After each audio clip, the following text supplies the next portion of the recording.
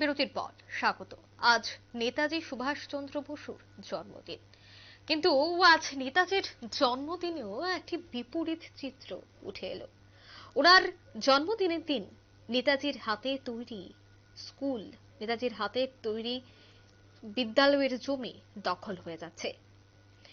নেতাজি সুভাষচন্দ্র বসুর কৃষ্ণনগরে এসেছিলেন এবং তার প্রিয় শিক্ষক বেনি মাধব দাসের টানে সে সময় তার সঙ্গে স্বাধীনতা সংগ্রামী হেমন্ত সরকারের সঙ্গে আলাপ হয়। তারপর তিনি সেখানে একটি বিদ্যালয় করেন। আজ তাই দখল হয়ে যাচ্ছে নেতাজির হাতে গড়া সেই স্কুলের জমি। পশ্চিম বাংলার নদিয়া জেলার কৃষ্ণনগরে 1913 সালের স্কুলটি গড়ে তুলেছিলেন নেতাজি সুভাষচন্দ্র বসু। সে বিষয় নিয়ে সংশ্লিষ্টরা কি বলছেন শুনুন।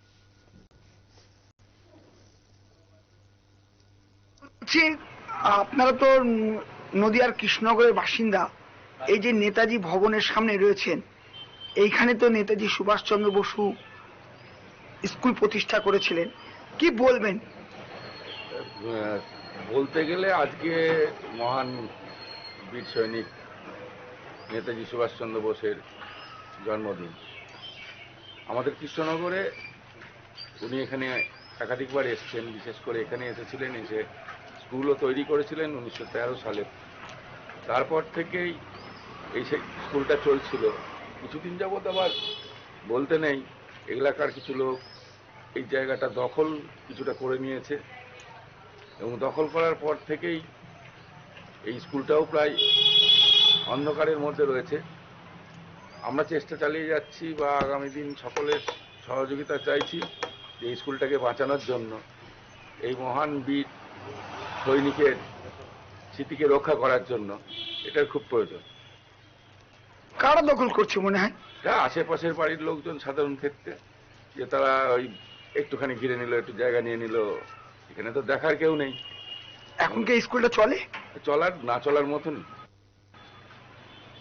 আপনারা সরকারের কাছে কি আবেদন করছেন? সরকারের কাছে আবেদন করেছি যে অন্তত এটাকে একটা ঐতিহাসিক স্থান হিসেবে ঘোষণা করা হোক, একটা তার বড় মূর্তি বসিয়ে অন্তত সেই জায়গাটাকে সংরক্ষণ করা হোক, যাতে আগামী প্রজন্ম এখানে এসে কিছু দেখতে পায়, কিছু জানতে পারে, কিছু পুঁথি এখানে রাখা হোক, এইটাই চাইছি। আর কিছু।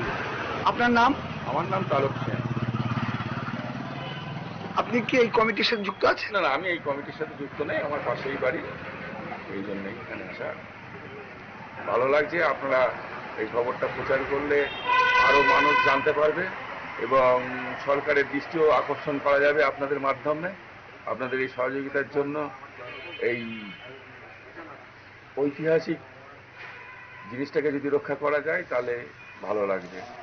নমস্কার।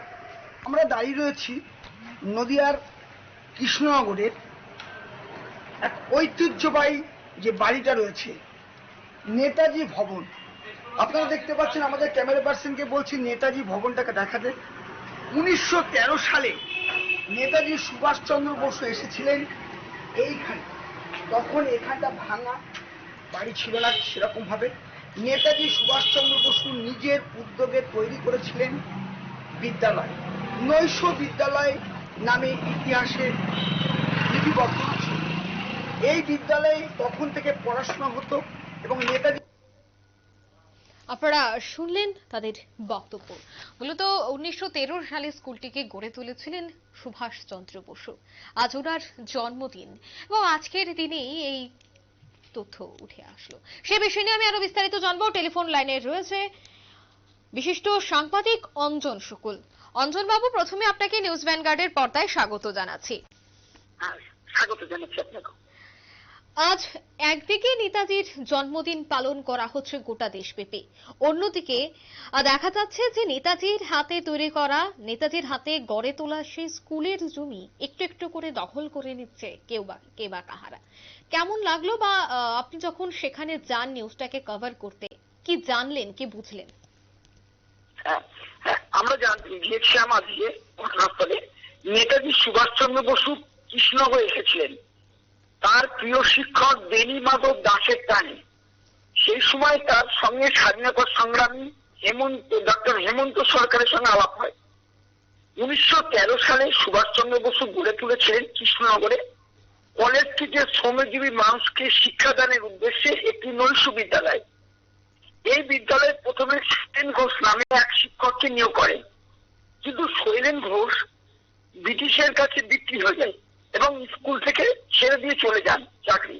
তখন নেতাজি সুভাষচন্দ্র বসু দেখলেন যদি এই স্কুলটা বন্ধ হয়ে যায় তাহলে তার ব্যর্থতা। তখন তিনি বললেন যে আমি এই বিদ্যালয়ে নিজে শিক্ষকতা করব। এই বিদ্যালয়ে তিনি শিক্ষকতা করেছেন। এই বিদ্যালয়ে এসেছিলেন কবি নজরুল ইসলাম, বিপ্লবী বাঘা যতীন, অনেকের পদধূলিতে ধন্য হয়েছিল এই বিদ্যালয়। বিশেষ করে বলা যেতেই পারে 2003 সালে তৎকালীন রাজ্যপাল শ্যামল সুন্দর এসেছিলেন এই বাড়িতে। এই বিদ্যালয়ে নেতাজি যে চেয়ারে বসতেন এখনো সেই চেয়ারটি রয়েছে। কিন্তু দুঃখের বিষয়, এলাকাবাসীরা অভিযোগ করছেন নেতাজির জন্মদিনের দিন পাশে নেতাজি ভবনটি রয়েছে, অর্থাৎ নেতাজি সুভাষচন্দ্র বসু যেখানে স্কুলটা তৈরি করেছিলেন, পাশাপাশি কয়েকজন যারা বসবাস করছেন তারা একটু একটু করে দখল করে নিচ্ছেন। দুঃখের বিষয়, তারা বলছেন যে তারা পৌরসভাকে জানিয়েছেন, যেহেতু এই স্কুলটি পৌরসভার মধ্যে পড়ে, পৌরসভাকে জানিয়েছেন, পৌরসভার পক্ষ থেকে কোনো কর্ণপাত করা হচ্ছে না। তা এলাকাবাসীদের দাবি অবিলম্বে এই স্কুলটিতে সরকার পক্ষ থেকে গ্রহণ করা হোক এবং এখানে মিউজিয়াম করা হোক, বা নেতাজি সুভাষচন্দ্র বসুর যে সমস্ত জিনিসগুলো রয়েছে সেগুলো সংরক্ষণ করা হোক। এখন দেখা যাক পৌরসভা কি করে, সেই অপেক্ষায় রয়েছে আমরা। একদমই ধন্যবাদ অঞ্জন বাবু। মূলত নেতাজির হাতেই তৈরি করা হয়েছিল সেই স্কুল, কিন্তু আজ একটু একটু করে সেই জমি দখল করে নিচ্ছে কিছু লোক। সেই ছবি বা সেই চিত্র আমরা একেবারে এক্সক্লুসিভ নিউজ ভ্যানগার্ডের পর্দায় তুলে ধরেছি। এই মুহূর্তে নিয়ে নিচ্ছে ছোট্ট একটি বিজ্ঞাপন বিরতি, সঙ্গে থাকুন।